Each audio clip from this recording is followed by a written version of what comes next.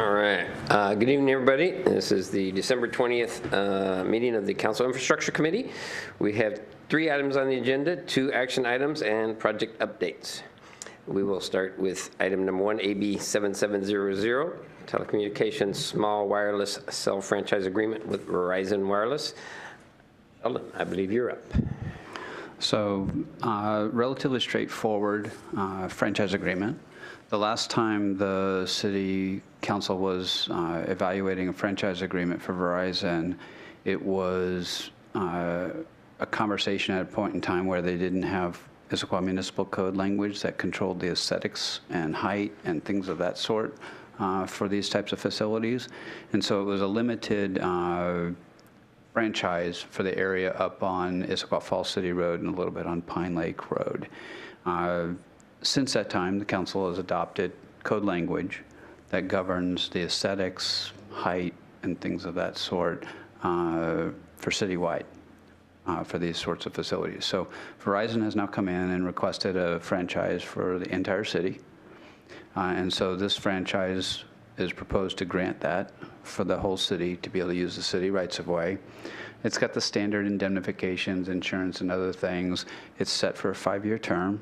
So in 5 years, it would have to be renewed, and it comes back in front of City Council at that time.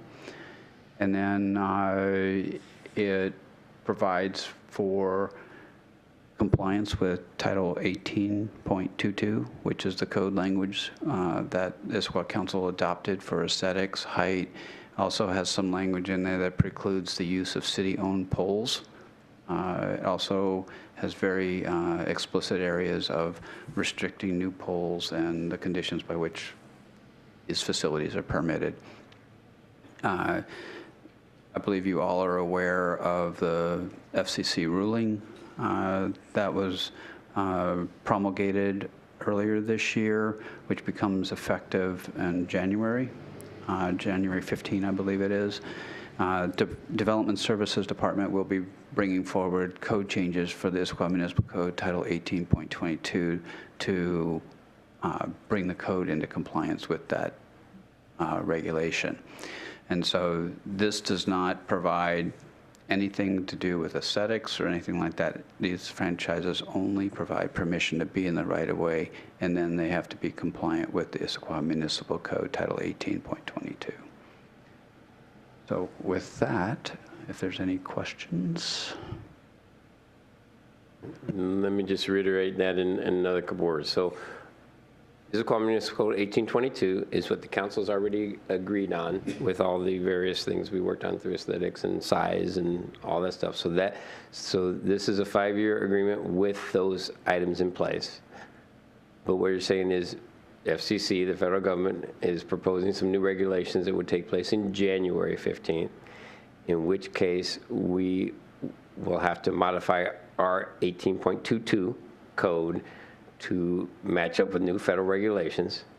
And we won't have to change our code and so forth, but that chunk of it that to bring it in line with overriding federal regulations, we'll have to match up that piece of that, in which case we would make those changes within the code. We wouldn't create a new code, we'd make the changes within the code, correct?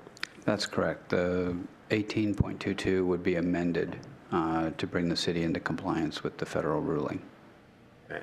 And then just my own iteration here that, again, that federal regulations, there are also talked about many cities and other entities are talking about having a lawsuit against that. There may be a stay, there may be all sorts of things happening, we don't know. But if that happens, we will, what this does to me is it allows us to follow the rules. If the rules change, we make the changes to the rules. If there's a stay to the rules, this stays in place until such time those pass all whatever phases those go through. We'll have this in place until such time, and then we would make the changes we're required to make by the federal government. Correct. This way, the only thing you have to change is the Issaquah Municipal Code, as other regulations may change. The franchise, again, just gives permission to be in the right-of-way and refers back to the municipal code for compliance issues. Okay, with that, any questions? The existing allowance for Verizon is very restricted to part of the Fall City Road. And why citywide?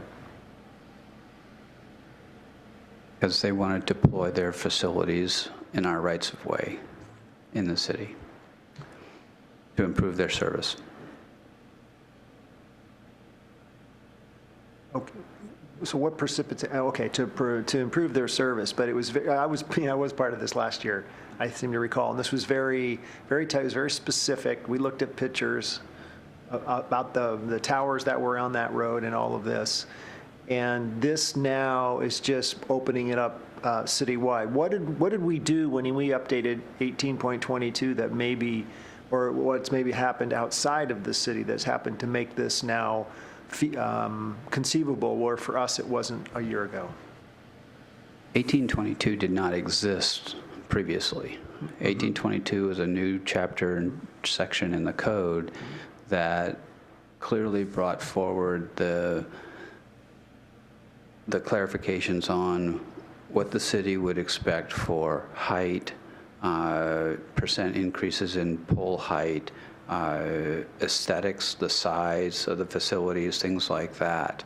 And so that was the concern previously in the original request by Verizon, was for a citywide franchise.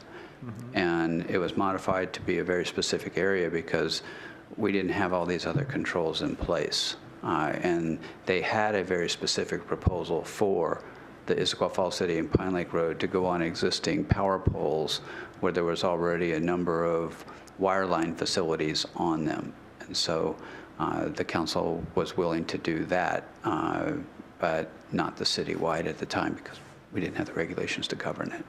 Okay, so after the franchise agreement was put in place a year ago, we then adopted 18.2.2 to apply standards citywide. And now this is because of the you're saying because of the lack of standards, because of the lack of 18.22 before, we restricted it to that right away on Fall City Road. They had a specific proposal for that. We then came back with a citywide design, and now they're saying, okay, you've got the barrier that you had before is gone. We'd like to have actually a citywide franchise now that you have 18.22. That's correct. And 1822 was adopted, ordinance number 2833, March of 2018. I was just looking at the municipal code. Yeah. And so currently 1822 doesn't reflect what has happened at the federal level. And we know what might happen there, but other changes are possible as well. That is correct. And those would be addressed as new code is being brought forward by DSD in January to the City Council. Okay. All right. That's all for now. Thanks. And reiterate the items that they had been approved with that specific agreement prior to citywide one. None of that has been built or put in place at this point in time, correct? That's correct. None of that has been put in place or built or even an application submitted. And so this franchise essentially null and voids that and brings them in under the code of 18.22. So there's no graphics, no representations of what facilities will look like in these franchises. It all refers to the title 1822. Okay. Questions? So in one of my questions is in 18.22, there's a table with encouraged, discouraged, and prohibited locations. And so firstly, the prohibited location would be Front Street. And so this citywide, because it refers to 18.2, it would be citywide except for whatever is called out specifically in 18.22. Okay, and then That's correct. And then also, property outside of public right-of-way is encouraged. On macro towers, the right-of-way is specifically discouraged, but on small cell wireless communication facilities, property outside of public right-of-way is encouraged, but it doesn't say right-of-way is discouraged. Would it be interpreted, though, as because we're encouraging that property outside of the right-of-way is the preferred option? That would be the preferred option, is outside the right-of-way, yes. Okay, so then my understanding is that this franchisee and other people wishing to build in the right-of-way, they would have to demonstrate to the designated official that they couldn't meet the encouraged location, so they couldn't meet the same standard without building in the right-of-way. I would imagine that would be the case. There would be some questions that DSD would be asking the applicant, is there another location outside the right-of-way that would meet your needs? Can you get it? Things like that. I'm not sure that the city has the ability to force the wireless provider to go outside the right-of-way. We're precluded under the Telecommunications Act from preventing use, but we can certainly discourage it by encouraging other use. Okay. And then the code at the time that the franchises agreed upon isn't the code that the franchise will be sort of bound to. It'll be whatever the current. It's the code as it's written today and as it changes in the future. Okay. And then we did talk about the FCC and how that affects the ruling. I guess we just don't really know how it's going to affect future franchise agreements or the needs for the future code at this point. My question was a little more specific, but it sounds like it's a little bit. Any changes in the federal rules would impact your Issaquah municipal code, and as this would refer back to the municipal code. And then as technology changes and things of that sort, these franchises are for small cells. And so long as the devices and what they want to do meets the definition of small cell, then they would be able to fall under this code. If it doesn't meet small cell, they have to come back for a modification on the franchise. Because these are specific to small cell, with the exception of, I'm mixing now a little bit. Yeah. But yeah, these are for small cells. Okay. And this is not 5G, right? I don't know whether they can fit 5G within a small cell definition or not, so I'm not the technical expert, but I'm guessing this probably includes some 5G in it. And the gentleman there from Verizon's nodding his head yes. So. Okay, so that was part of my question, was with the technology changing, and we know that 5G is coming, and we know that I'm sure there will be other improvements after that. Are these I think the whole technology's gonna be able to impetus behind this is the 5G rollout, and small cell is the way that the providers are wanting to provide it, is through the small cell networks. Okay. And you'll notice that in our franchises, we're using terminology of small wireless facilities instead of small cell, because that's the way the FCC ruling is, and so we're trying to be consistent with how other regulatory environments are calling these facilities. So we call them small wireless facilities now.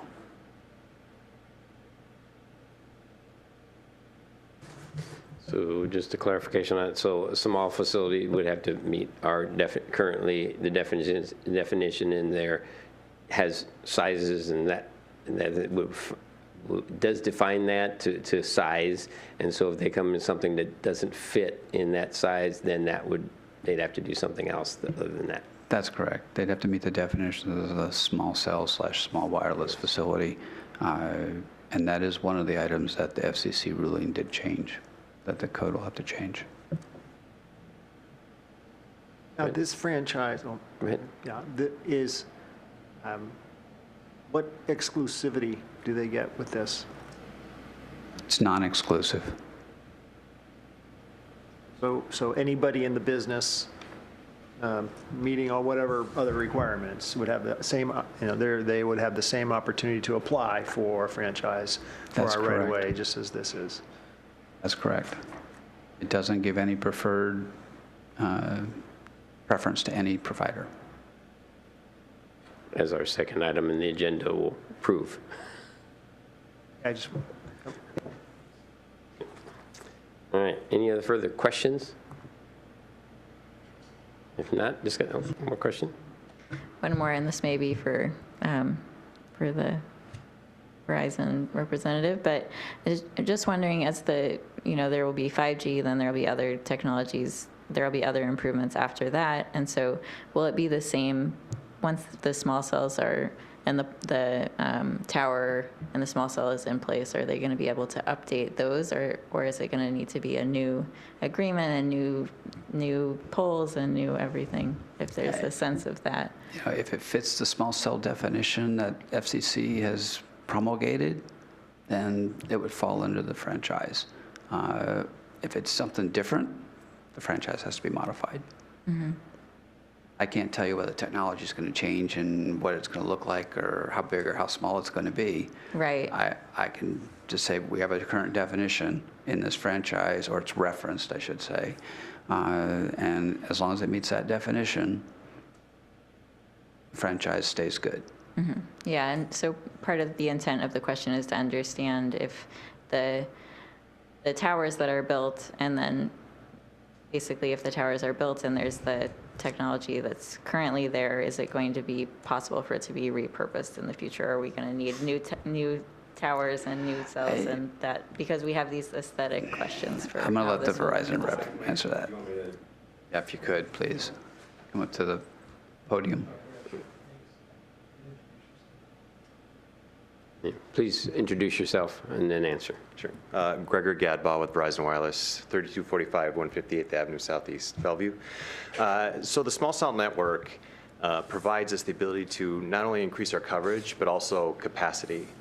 As you can understand, as data is being so consumed and will continue to do so, it provides us the opportunity to increase our capacity to cover that. Every opportunity we have, we want to try to do a macro, the bigger ones. But there comes a point where they can only be so close together before they start to interfere. And because the small cells are much lower in power, and much closer to the end user, they don't interfere. So ultimately, macros are here to stay for some time because ultimately, small cells, they aren't going to be battery backup or have a generator backup. So should they go down, the macro will always be there to cover as far as texting and phone calls and things like that. So right now, the macros are here for the long haul. I mean, they ultimately, if we get to a point where the technology is so advanced, and it could go away someday, but we don't see it anywhere in the near future. Thank you. Sure. All right, any last questions? If not, time for discussion. Concerns? Issues? Not seeing any. Go ahead. No, go ahead. I don't have these well-developed thoughts about this, but I do remember when this came around last year, it was just the whole issue of net neutrality had just exploded. I felt very strongly then that, boy, this idea of giving, access to our right-of-way to an entity that was going to then very much govern, different classes of users of that right-of-way. That was very disturbing. I still don't like that. I still don't know where this is going to go. And I know there's some action in front of us, and I still feel that whenever anybody's using the right-of-way, then it should be for the fair and equal access to all customers. Right.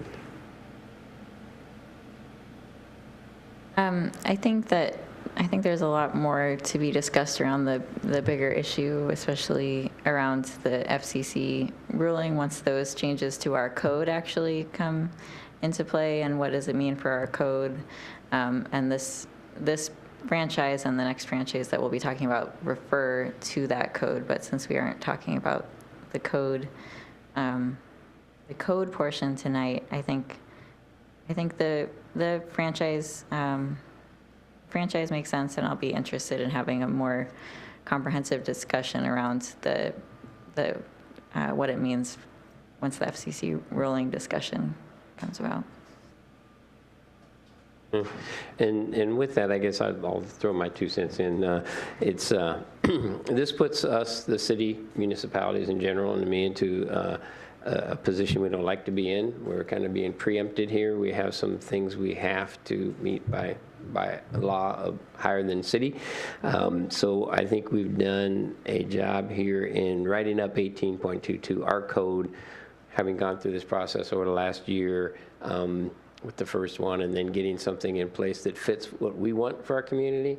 Now, again, if the next stage is the federal law, again, preempts what we've done, we have to see how that goes and how that changes.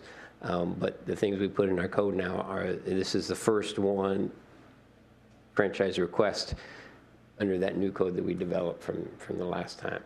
So I think we've got the things in there that we would like to see at this point in time. How long they last, we don't know.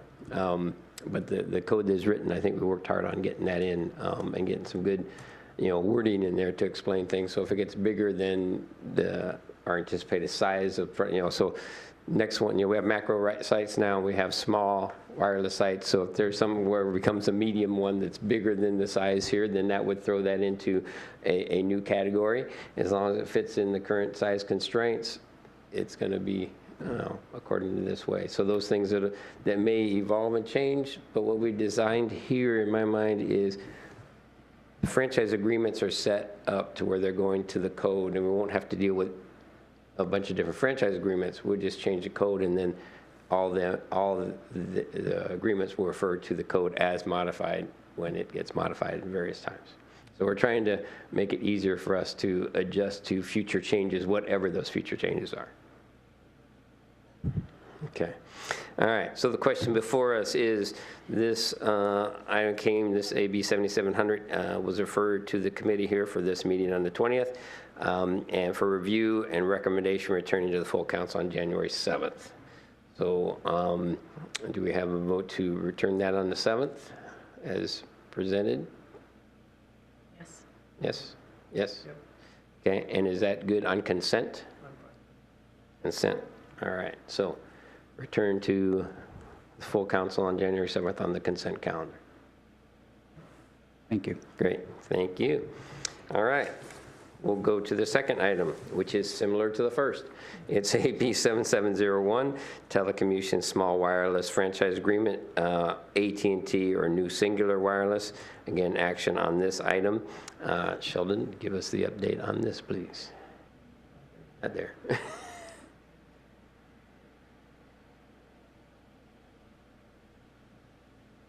So this one is effectively an identical franchise with one exception.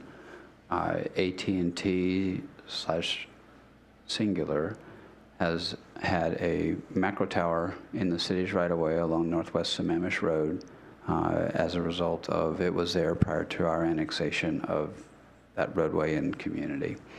So the franchise does the same thing as the prior one that we just discussed, is it provides for the small wireless facilities, but it also provides the allowance for the macro tower to remain in place.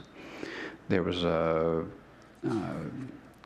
Ms. Hunt sent an email earlier today asking where Exhibit A was, as it was supposed to be a depiction of that tower, and I've got that on the screen here, which will be included in the packet when it goes back to council. So Exhibit A, that is an actual Google Street View of the macro tower that currently exists. And has been there since. And has been there since prior to our annexation, prior to the city's annexation. Just a note on this tower, the facilities that support it are in a compound that's on Timberlake Park, in which the city has a lease with the tower owner, and they pay rent to the city monthly.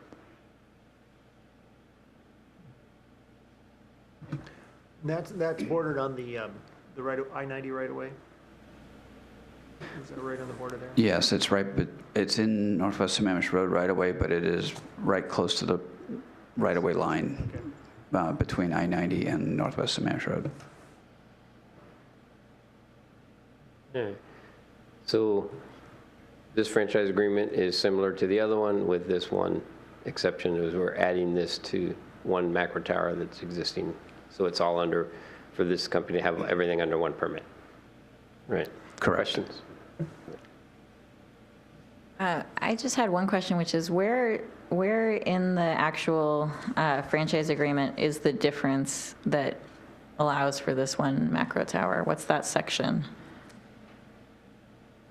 I was trying to compare them side by side, and then I wasn't able to figure out what the difference was that referred to the macro towers.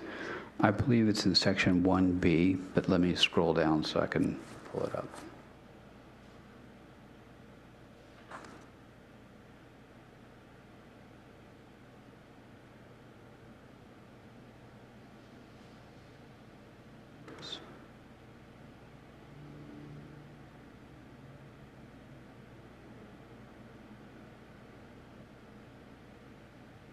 In paragraph 1B of the franchise, this paragraph says, services to be provided under this franchise includes small cell wireless network, which may be deployed in public ways throughout the city, and one macro cell facility attached to the Puget Sound Energy Pole as further described in Exhibit A. And then it continues on and says, grantee is not permitted to expand its services without an amendment to this franchise. And you're saying Exhibit A is going to be this photo you're going to attach that isn't in there It's the currently? picture depiction of the macro tower, yes. That'll be added. Okay. Good catch. All right. Questions, Paul? Can you confirm for me that the remainder of the language in these two agreements, except for that difference, is the same? It's the same. That's what I thought, but I just wanted to hear that after a while. After a while, it was like, yeah, I'm reading the same thing all over again. You are. Okay. No further questions? All right, any discussion? No concerns about the macro tower being added into this thing with that, basically a sentence or two maybe, that's added in there to include that, so we have it under one? Yeah. Makes sense, because it's an existing structure, so I think it's fine. Okay, and it's been there, we annexed that area, what, in 2006 or something, I believe? So it's been there for at least 10 years, if not, more than It's that. been there longer than Longer that. I think it was built in the mid-90s. Maybe, yeah, probably, okay. All right. Okay, all right, for discussion, I see the public wants to make a comment, so, Mr. Kapler.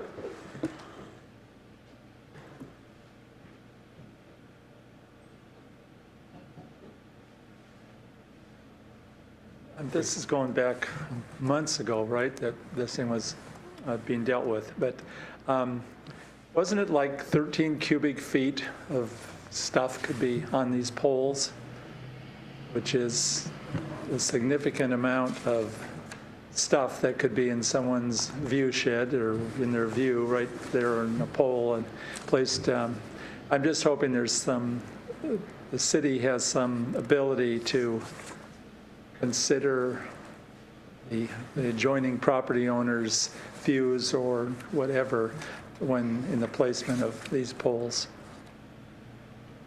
It'd be a significant thing. Right, thank you for that comment. The pole might not be that big, but all the junk on it could be. And just as a reminder, that's in here, I'm trying to flip to it, but we have our size stuff in here, right? I believe the size is an 18.22. Right, that's right. Right, yep, definition, all those are in It's there. also there, yep. Right, okay. And now, the city has authority and control of that, those kinds of issues. Currently, Doesn't we do, change. yes. Currently, we have control of those issues. We don't know what will happen in the future. Federal preemption. All right, answering that question, okay. Any other discussion on that? I just do want to make clear that the question in front of us is, we're not opening up 18.22 in these questions in front of us right now. So the comment that was made really is in reference to the IMC 1822. So the volume in this case is 17 cubic feet, excuse me, and it would be actually, and this is the tool, the lever we have to control or dictate anything about the size and aesthetics and locations. And so that is not a question in front of us this evening. Correct. Okay. Right, I agree with that. I think though, so there's the 17 cubic feet, and then there's also the antenna, which I believe the antenna is the part that's actually on the pole. Is that correct? The 17 cubic feet is on the pole as well, All of that equipment? all of that. And the antenna is related substantially to the height of the pole and how tall the pole gets. And that is also governed under Title 18.22. Okay. And I think that if I'm trying to think back to where those sizes were, I think that that definition with those sizes is from a different source where the small cell facility is described, or some other reference. Right, in 18.22, it actually cites the RCW 80.36.375 in its small cell facility definition, and there's a Part A and Point B, and Part A talks about the antenna and its enclosure being no more than 3 cubic feet in volume, and then I'm just hitting highlights, not reading at all. And then the other one is the primary equipment enclosures are no larger than 17 cubic feet, which is what Mr. Winterstein quoted. Yeah, so I think it's hard to know how many of these facilities they're going to be built, and which different companies are going to need to build them, and if there's the ability to co-locate, and how many things are going to be on poles. And I do think the view is like impact to the view and impact to people's, if it's affecting, if it's in somebody's view from their window, et cetera. So I think all of those things are important. And I think too, we don't have a good handle on how this is going to look until we actually see what's being built. That's my take on it. But we aren't opening up 18.22 right now, and I think that otherwise, I think this franchise makes sense and much in line with our discussion on the last franchise agreement. I would like to respond to that. There will be a difference. Yeah, we don't have a good handle on it. There'll be a heck of a lot more equipment visible to a lot more people. Yeah. And that's part of what I struggle with, is that some of that will be in the public right away. It will be noticeable. And that's my sense, because like I said, neither of these that we're considering tonight are exclusive. Who knows who else might come through. They're not sharing the equipment. They're small. Guess what? They're ranged. There's more.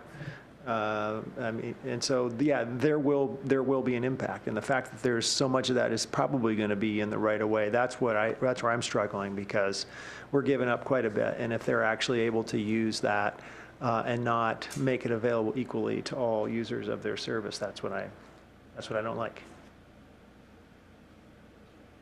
So, and I'll agree, and I'll go back to, we talked about 1822, and I think we did a lot of work on that, almost a year ago, where we tried to get that as tight as we could as a city.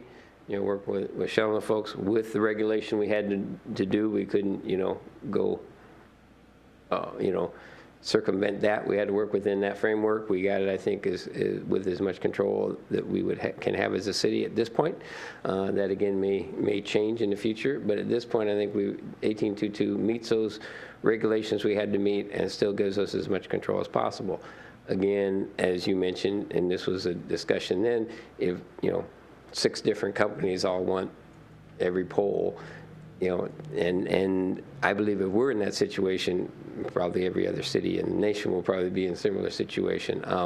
So we wouldn't be out there the only one, because this equipment's going to be, you know, it's a nationwide thing. So I'm not sure, I don't like that either, but we only have so much control without, to meet our regulations that we have to meet that are above ours. So I'm feel good with how we put together 1822 at this point, and I'm hoping that lasts. Is my bigger hope. My bigger fear is that the federal preemption takes over, and then we lose that control we have there. That's the worst of the situation. I can live with 1822 as is.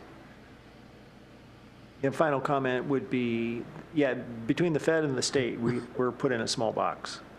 And I guess the one thing that we don't do as a matter of practice, and whenever we talk about a franchise agreement, we always have that opportunity to ask for more.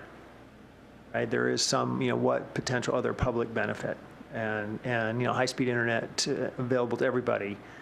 You know, I know that there are other jurisdictions that have done that, and I have heard conversation, but it's not an area we've ever gone into, I believe, with our franchise agreements, where we actually do, you know, seek some other additional public benefit for the right to use our public right-of-way.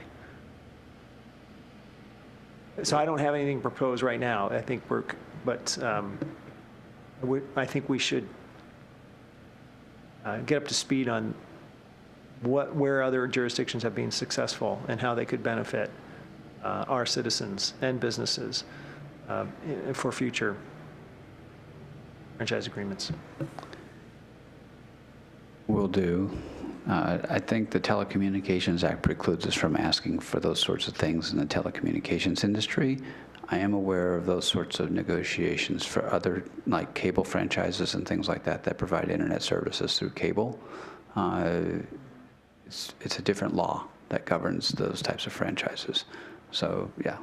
And the attorney at Ogden Murphy that has helped me write these franchises is very familiar with the laws and what we can ask for and things like that. And that's one of the things she always looks for. What's our opportunities?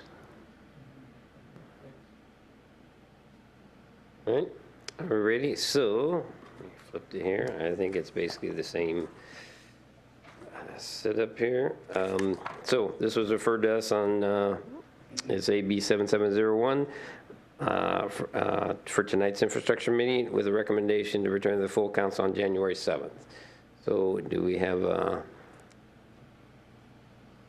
votes on sending that forward to the 7th? Yes. 3-0, and on consent as well? Okay, 3-0 on consent. Great, thank you all very much for that. That completes our 2 action items. Our last item is project updates. And Sheldon's going to have great information for us on these things, including the one and most popular question that we're waiting for at this time, as you've given us an answer of hopefully before the end of the year on an item, and we're 10 days away. So go, Sheldon. I'll start Go, there. Sheldon. I'll start there, and I'll eat crow right away. We've been having difficulties with constructability and weather and things like that. This just to be rain really like honest. today? Yeah, just little things like that. Or I should say little big drops. Yeah. But the contractor has been working very diligently, very hard. What project are you talking about? I'm sorry, thank you. Talking about the Southeast 62nd Street extension, which creates a connection between East Lake Sammamish Parkway and Lake Drive, i.e. Costco. So this was projected to open by the end of the year. We're now projecting closer towards the end of January. Right now, the asphalt plants have shut down. We did get ATB lift in, but we still have a lot of concrete flat work to do. We got just enough of the curb work in and everything so we can get the ATB in, but now we have to get the rest of the concrete work in and other things done, and like street lights, safety barriers, things of that sort, so that we can open the road safely. And the subcontractors that are doing the street lighting and are doing the barriers, they've informed our contractor that they're now on Christmas vacation, basically, and are shut down until about second week of January. So, you know, weather, subcontractor availability, we're doing our best to get it open as soon as we can. I think the city is just as anxious as everybody in the public to get it open. And the main thing being asphalt is at this point not available for about 4 weeks, even if we were ready because of the plants closed this time of year for upgrade and maintenance and all that. Even at this point, I mean, we've got the asphalt down now. Opening at the end of January, we will not have the final lift of asphalt on. It'll still be, the ATV will be the running surface for probably a month or so or more. And so we'll probably have to do a night closure to do the final paving sometime in the spring when the weather gets better, because it's more delicate with the weather conditions when you're putting asphalt on asphalt than it is when you're putting asphalt on gravel. It's more sensitive to those conditions of moisture. So thank you very much. I think, as everybody's always asked a question on time and on budget, it looks like we just missed a little bit of the on time, but I think we have better news on the on budget though, don't we? From a perspective on budget, we are projecting it to be within the contract value that the council authorized as a construction contract. We're going to be within it, which means we're not projecting use of the contingency, but we're not done yet either. So I don't want to promise that one yet, but things are looking promising when it comes to the budgetary side. One last question. Yes. The regional trail, that still won't be open either, or is it potentially available sooner than the roadway? No, it'll be open at the same time as the roadway opens. There's too much construction activity still in the area, and we'd have to end up fencing more and more to keep the trail users separated from all the construction, and we're still driving through the trail area with our heavy equipment. So that's a big project. Any other updates? No specific ones unless you guys have specific questions. I think the document did a pretty decent job of giving you an update on where things are. Firstly, I wanted to say thank you for adding that description. We had talked about that previously, that it would be helpful, and I think it is helpful in giving a refresher. So I liked that addition to the document.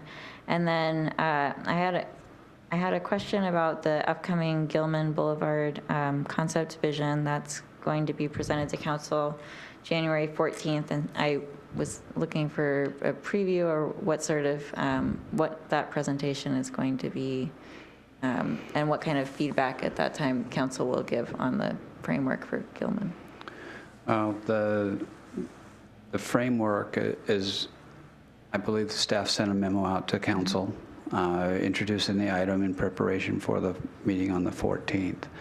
And the memo brought forth, generally what the framework is, what we heard from the public, and the presentation is going to focus on that, and then it's going to focus on what the next steps are over the next year to get to the actual concept that'll come back in front of council for endorsement, similar to how the Newport Way roadway concept was endorsed by the city council.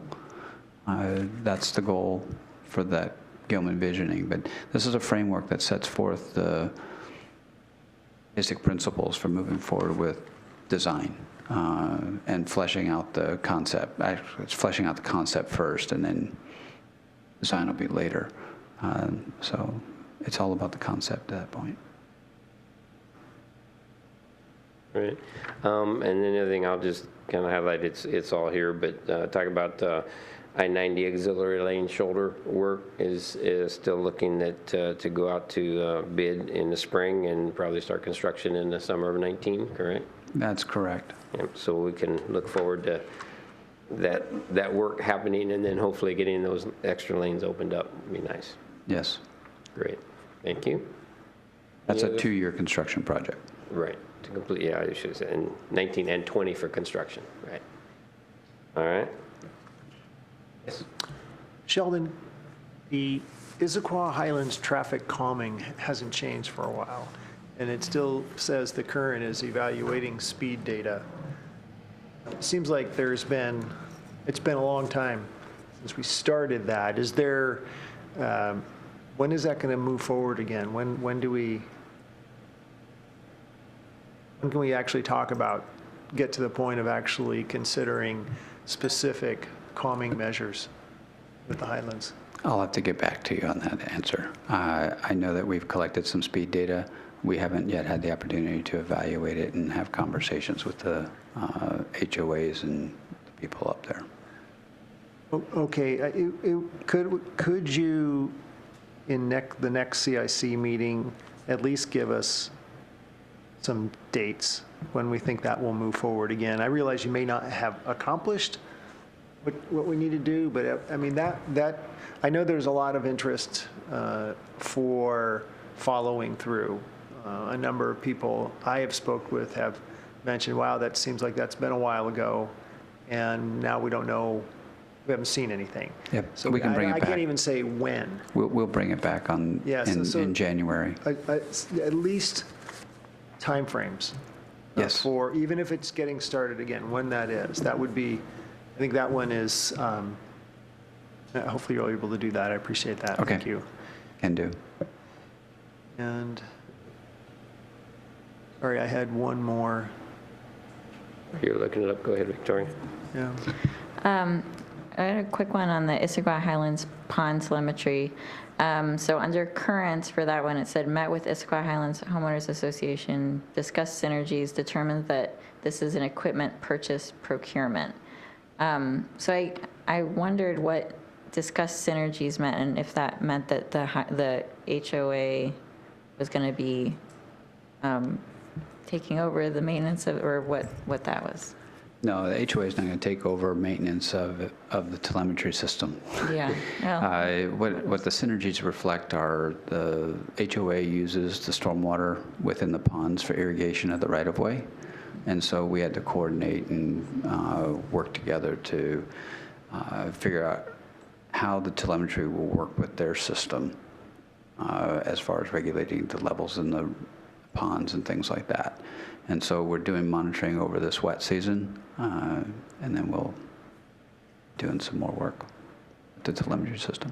okay, so they're monitoring, and the city is also monitoring and No, coordinating. Oh, I don't sorry. know which party is doing the monitoring, but it's being monitored. Okay. And the last thing, I think you're closing out the project in Old Town traffic calming, and that seems to just kind of be a success. We've had no comment, which is good comment, and it seems to be working from what I've seen and heard from the public. So thank you for the work on that. You're welcome. Paul? Good. All's good. You're good. I'm good. We're ready to adjourn? All right. Thank you all very much. This adjourns the Council Infrastructure Committee meeting of December 20th and my last official action on City Council.